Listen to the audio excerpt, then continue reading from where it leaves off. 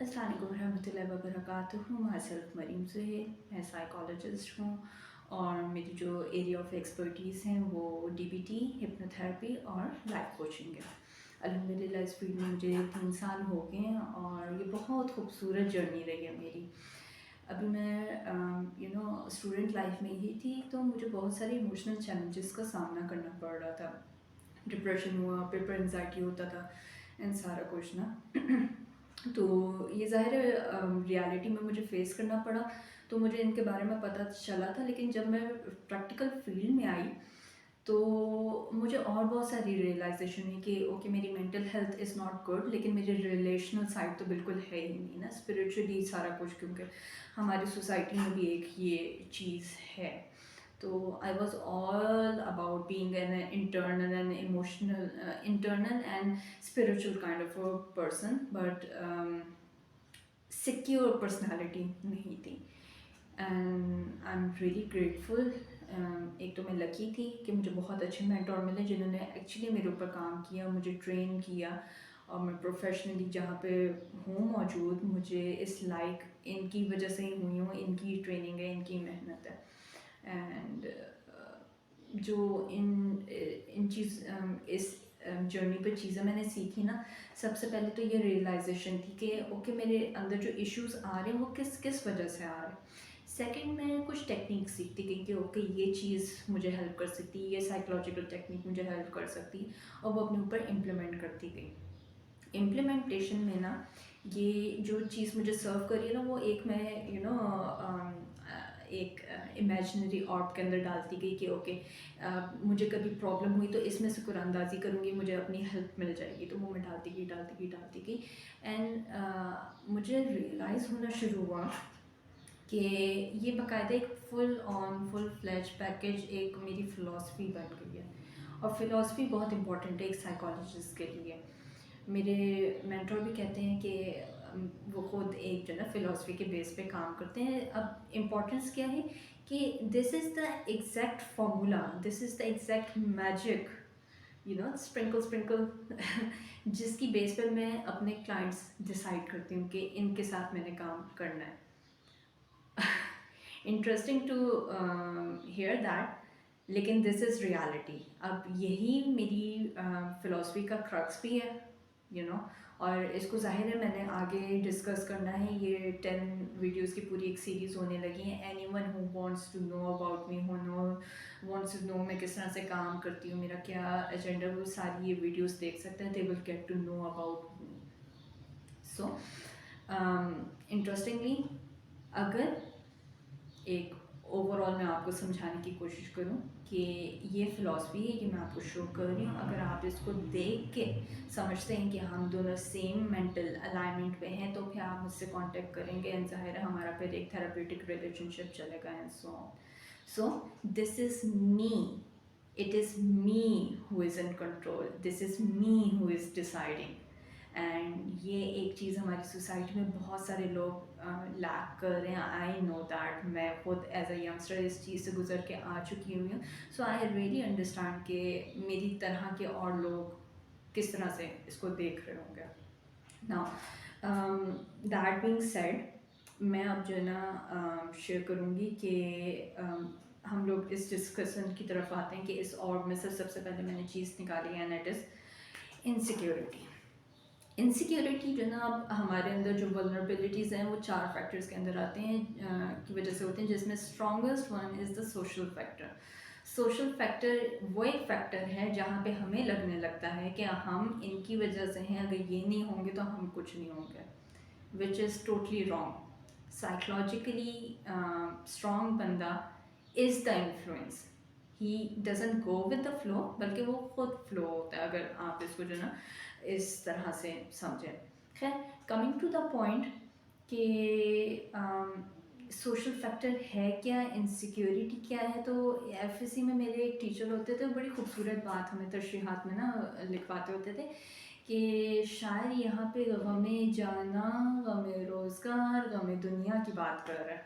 And this is the reality कि हमें गम ही लगा हुआ है कोई ना कोई, और उसी की बेस पे हम लोग अपनी ज़िंदगी, उसी गम को दिल से लगा के हम लोग ज़िंदगी गुजार रहे हैं। हाउएवर हम फैक्टर्स की बात करें कि ये सिनेरियो किन चीज़ों की वजह से, किन फैक्टर्स की वजह से हो रहा है, तो सबसे पहला फैक्टर पेरेंटहुड है। इट्स नॉट द पेरेंट्स, ये एक दफ़ा मैं आपको क्लियर कर दूं, इट इज़ द पेरेंटहुड। अब हमारी जो पेरेंट्स हैं ना, मैं 1990s की बर्थ हूँ, मुझसे एक दिहाई पहले एक दिहाई बाद के जो लोग हैं, इनके साथ एक अनफॉर्चुनेट सिचुएशन ये हुई है कि हमारी पेरेंटिंग उन पेरेंट्स ने की है जिनकी अपनी पेरेंटिंग नहीं हुई थी। वो खुद सिक्योर माइंडसेट के लोग नहीं थे। इसलिए अगर किसी को अगर गुस्सा है अपने पेरेंट्स के ऊपर, वो एक दफ़ा इस पॉइंट पे जाके ज़रूर सोचें कि आया कि वो खुद इमोशनली सिक्योर थे कि वो मुझे भी इमोशनली सिक्योर बनाते हैं।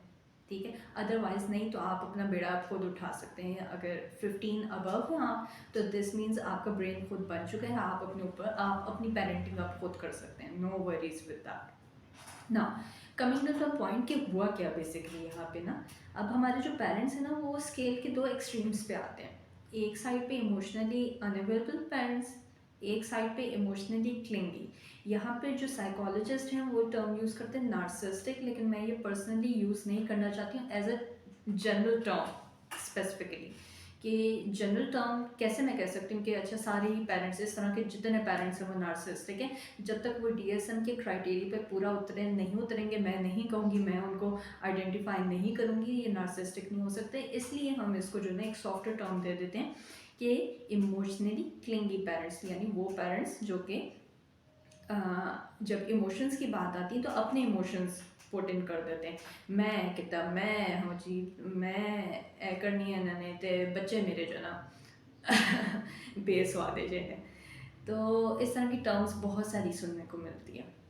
और emotionally unavailable as name tells you कि वो पेरेंट्स हैं जब इमोशंस की बात आते हैं सीन से गायब हो जाते हैं, मैं हूँ ही नहीं यहाँ पे, तुम खुद संभालो। सी तो अब जो बच्चा है ना 1 to 5 ईयर्स का, वो अपने लेंस बनाना सीख रहे कि मैं दुनिया को इस लेंस से देखूंगा आने वाले टाइम में। और अगर पेरेंट्स से वो इमोशंस की बात करते हैं और वो इस तरह के, अब टैक्टिक्स के अंदर मैं नहीं जा रही क्योंकि वो बहुत डिफरेंट काइंड ऑफ टैक्टिक्स हैं और उनको अलग अलग आइडेंटिफाई करना मेरा फिलवक्त मकसद भी नहीं है।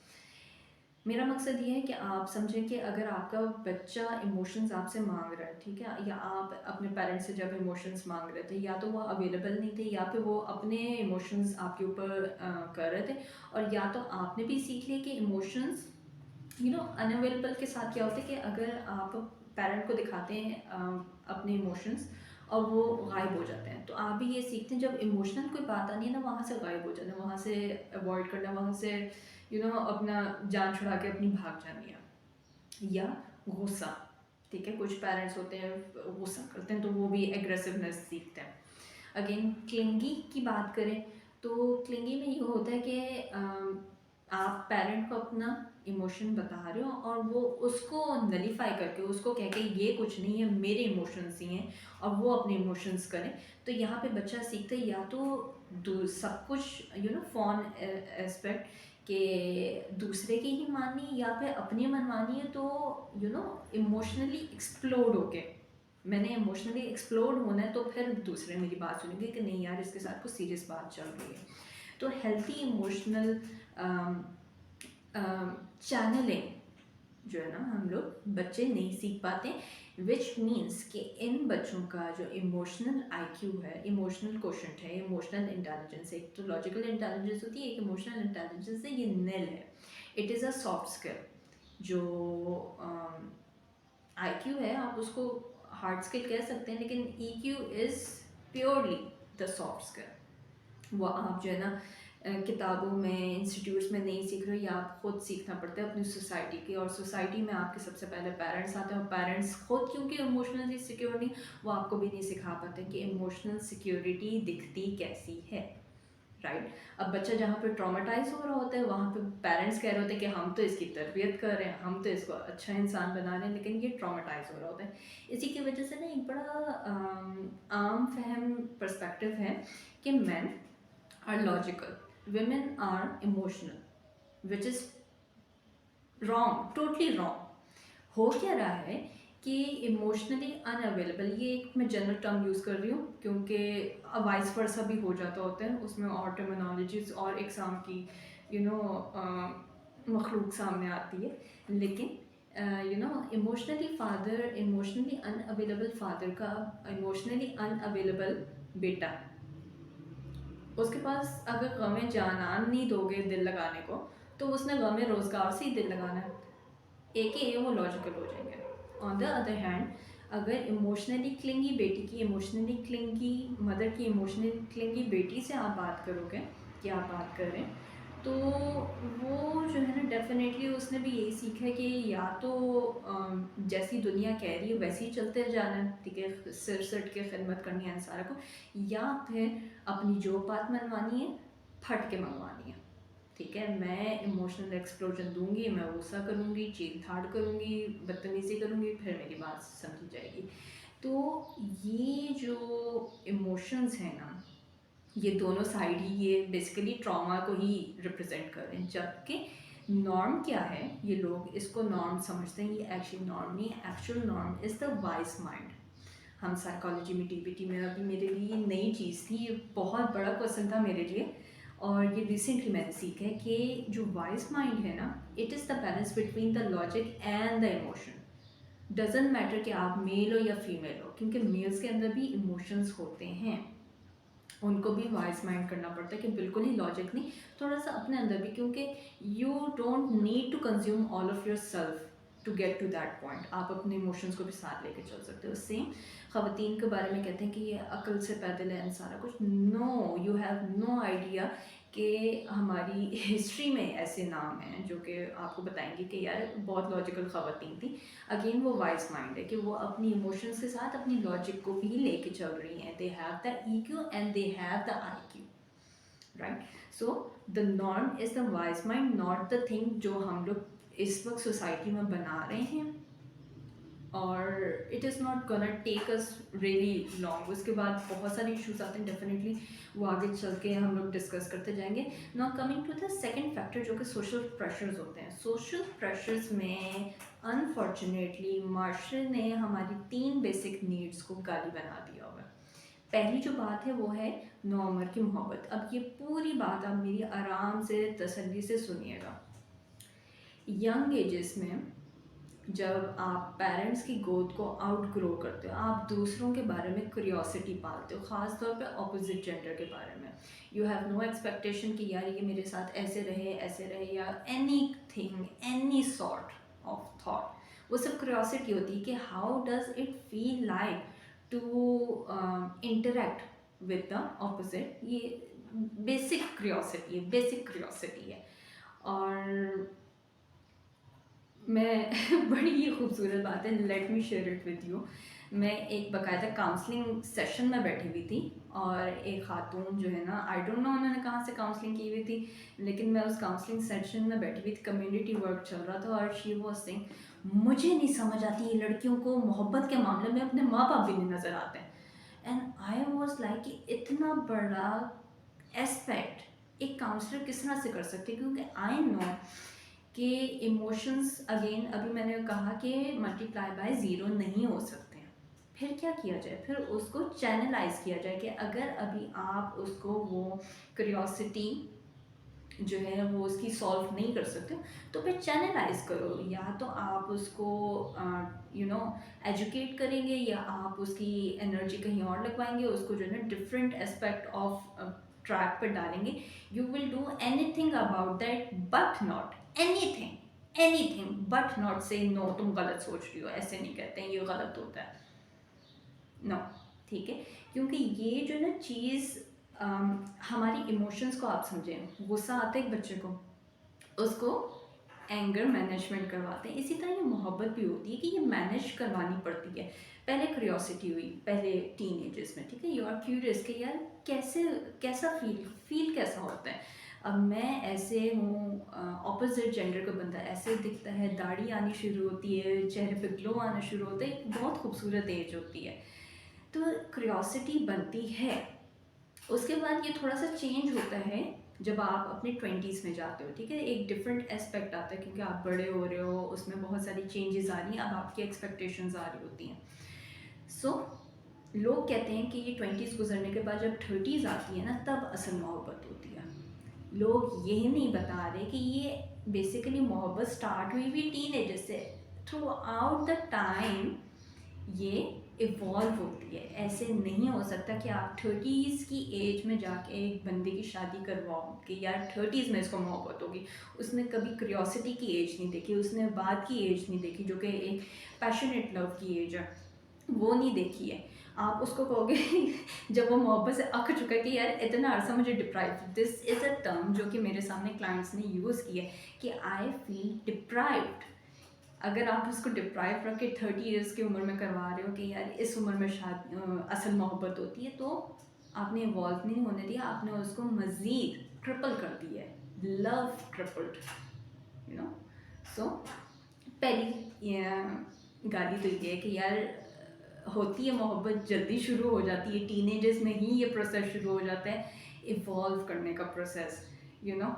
तो उसको गाली ना कहो, उसको चैनलाइज करो। और ये सिर्फ पेरेंट्स का काम नहीं, ये पूरी सोसाइटी का काम है। With that said everyone should know कि मैं किस किस एस्पेक्ट को यहाँ पे हिट कर रही हूँ, कि हम क्या कुछ एक्सपेक्टेशन रख के बैठ रहे होते हैं, and that is not the reality in fact, right. Second is the money making pressure, कि एक बंदा सक्सेसफुल उसको तभी मानेंगे, पेरेंट्स भी उसको अच्छा बच्चा तब मानेगा, सोसाइटी वाले भी उसको सक्सेसफुल तब मानेंगे जब वो पैसा कमाएगा।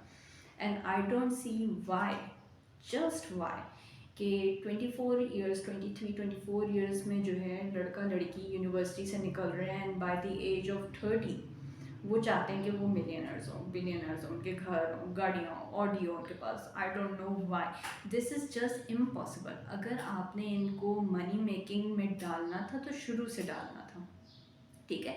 This is not the way. मुझे साइकोलॉजिकली ये नहीं चीज़ समझ आती कि आपने इतना अरसा बच्चे को रखा कि नहीं। यू सी, जब बच्चा स्टूडेंट लाइफ में होता है, वो it's he is all about fun, outgoing and living the life, experiencing. लेकिन आपने जो ना वो रोज़गार वाला जो ट्रैक है वो खोला ही नहीं कि यार तुम साइड वाइज तुम ये भी करो, तुम एक्सपीरियंस करो कि मनी मेकिंग होता है क्या। एंड उसके फ़ौरन बाद जब वो ग्रेजुएशन से निकलते हैं, आप पुश करना शुरू करते हैं कमांदानी कमांदानी कमांदानी। ये बहुत टफ सिचुएशन हो जाती है, बहुत बड़ा प्रेशर हो जाता है यंगस्टर्स के लिए कि यार अच्छा मैं अगर पैसे नहीं कमाऊँगा, इतना महर देने के काबिल नहीं होऊंगा, ये लाइफ स्टेटस देने के काबिल नहीं होगा, मेरी शादी भी नहीं होगी। सी, आप जो है ना, life is going stream line, कि हर एस्पेक्ट साथ साथ चल रहा है। आपने उसके एस्पेक्ट्स रोक दिए कि नहीं भाई, पहले तुम बच्चे हो, तुम्हें आउटग्रो नहीं होने देंगे बचपने से, फिर तुम्हें आउटग्रो नहीं होनेंगे पैसा कमाने से, फिर जाके तुम जो ना, हाँ फिर तुम कर सकते हो। तो जो थर्ड गाली है वो भी इसी पॉइंट से रिलेट करके है कि हमें सिंपल लाइफ जीने नहीं देते। वी आर नेचुरल बींग्स, हमारी जो है ना लाइफ एक नेचर से कनेक्टेड होनी चाहिए। हम जितना नेचर से दूर होते हैं, ये इंशाल्लाह बहुत लंबा बहुत डीप कॉन्सेप्ट है, ये जो ना मैंने आप लोगों को समझाना है। फिलहाल के लिए आप इसको इतना समझ लें, हम लोग नेचर से ज़्यादा दूर नहीं रह सकते, हम ग्राउंड हुए बगैर नहीं रह सकते। वी नीड टू से connected with the nature, with our nature and with the nature in general। तब तक पॉसिबल नहीं है कि हम लोग जो है ना कट ऑफ कर दें स्ट्रेस को, डिप्रेशन को, या जो दूसरे इमोशनल इश्यूज हैं उसको अपनी लाइफ से। सो नेक्स्ट पॉइंट, मैंने आप लोगों से अटैचमेंट स्टाइल्स और यू नो डिपेंडेंसी, इसी पेरेंटिंग के स्टाइल से आपको जो ना आगे चीज़ें समझानी। फिलहाल के लिए मैं आपको एक कंक्लूजन दे देती हूँ कि हमारे पास जो पेरेंट्स हैं वो पेरेंट्स दो टाइप के हैं, वो दो टाइप के बच्चे आगे पैदा कर रहे हैं, यानी तरबियत कर रहे हैं। और वो बच्चे जो है ना फिर आगे अपने ही तरह के बच्चे, और ये जो ना society is going towards divergence. कब के हमें जो ना कन्वर्ज करना है, इसको नॉर्मल की तरफ लेकर आना है, उसको सेंटर की तरफ लेकर आना है, सिक्योर माइंडसेट के ऊपर लेकर आना है। अदरवाइज जो इमोशनल इश्यूज अभी हम लोगों को देखने पड़ रहे हैं, ये मज़ीद वर्ड्स होते चले जाएंगे। अगेन जो सोसाइटी है, सोसाइटी का प्रेशर हमें ख़त्म करना है। Either you become the black sheep of the family, either you become the bad cop और एनीथिंग। ये जब तक प्रेशर हमारे ऊपर रहेगा तब तक हमने जो है ना एक सेट माइंडसेट लेके चलते रहने कि यार लाइफ जो है ना इज़ अबाउट दीज माइलस्टोन्स, कि हमने पहले ये माइलस्टोन करना फिर ये लाइफ, नो, दिस इज़